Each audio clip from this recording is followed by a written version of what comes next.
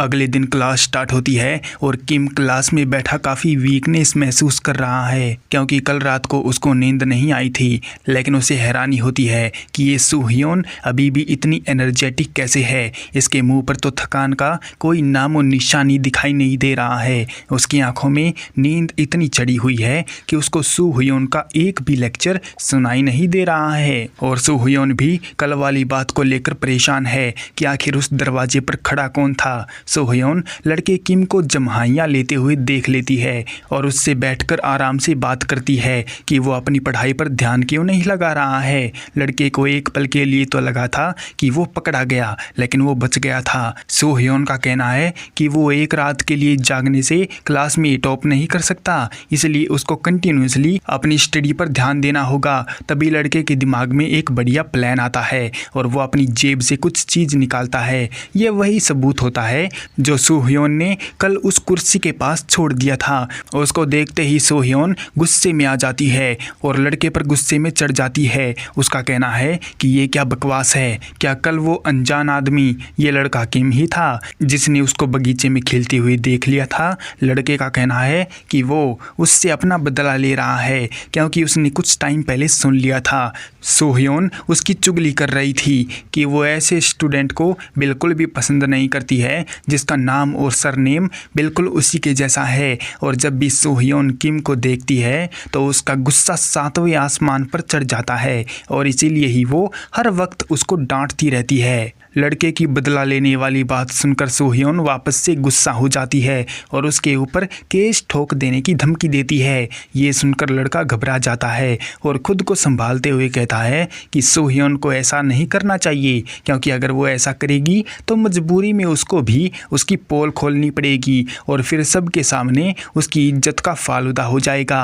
लड़के की बात सुनकर सूह्योन को भी डर लगता है तो वो उसके साथ एक कॉन्ट्रैक्ट कर लेती है कि वो दोनों उसकी बात को सीक्रेट रखेंगे और किसी के सामने भी कुछ भी जाहिर नहीं होने देंगे। बात मानकर लड़का किम वहां से निकल जाता है। रात हो जाती है और सूह्योन फिर से बगीचे में खेलने लगती है और उसे यकीन नहीं हो रहा था कि उस कमरे में वो सबूत कैसे छोड़ सकती है। वो इतनी लापरवाह कब से हो गई। खैर, ये सोचते हुए वो बगीचे में गंदगी फैला देती है। अगली सुबह जब एग्जाम का रिजल्ट आता है तो लड़के को 96 मार्क मिले हुए थे और बाकी के कटे हुए नंबरों के बारे में समझाते हुए सूह्योन लड़के को बताती है कि उसको ज़्यादा मेहनत करनी चाहिए और बाकी के बचे हुए नंबरों को भी हासिल करना चाहिए। ये सुनते ही लड़के को विश्वास नहीं हुआ कि क्या ये वही सूह्योन है जो उसको बात बात पर डांटती रहती थी। लेकिन आज तो इसका बिहेव काफ़ी ज़्यादा बदल गया है और आज इसने डांट क्यों नहीं लगाई। हमें बताया जाता है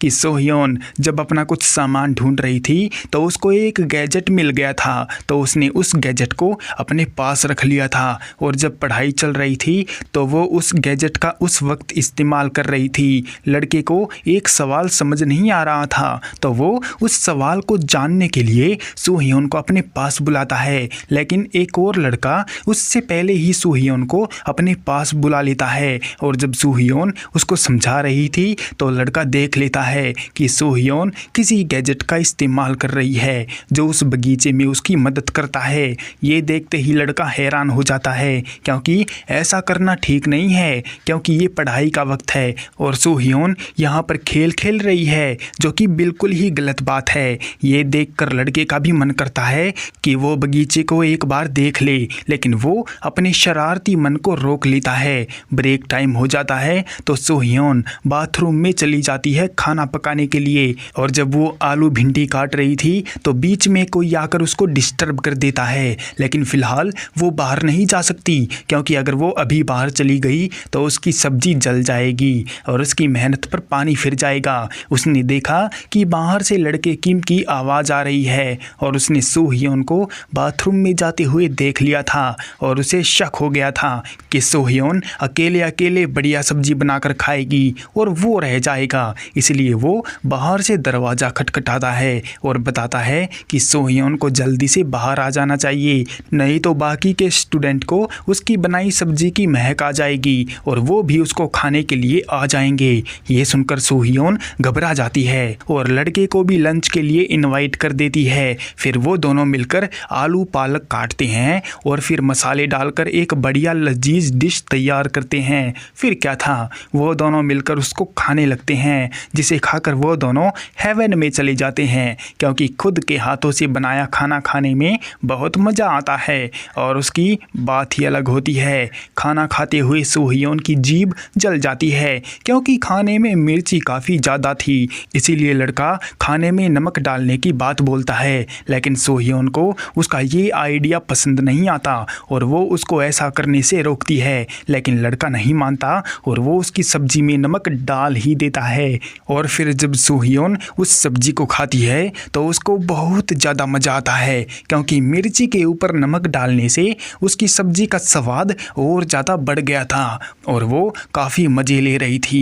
पहले तो उसने सोचा था कि ऐसा करने से स्वाद बिगड़ जाएगा, लेकिन नमक डालने से तो स्वाद और भी ज़्यादा बढ़ गया। खाना खाने के बाद लड़का सोहियोन को शुक्रिया बोलता है इतना अच्छा खाना खिलाने के लिए, और वो उसको यकीन दिलाता है कि वो इस बारे में किसी को भी नहीं बताएगा। सोहियोन को भी ये सुनकर अच्छा लगता है कि अगर ये बात किसी को पता ना चलेगी तो ही अच्छा है, क्योंकि अगर दूसरों को भी पता चल गया कि वो इतना अच्छा खाना बनाती है तो बाकी के स्टूडेंट भी उसी के पास खाना खाने के लिए आएंगे। फिलहाल के लिए इस एपिसोड को यहीं पर एंड करते हैं, मिलते हैं इसके नेक्स्ट एपिसोड में, तब तक के लिए सायोनारा।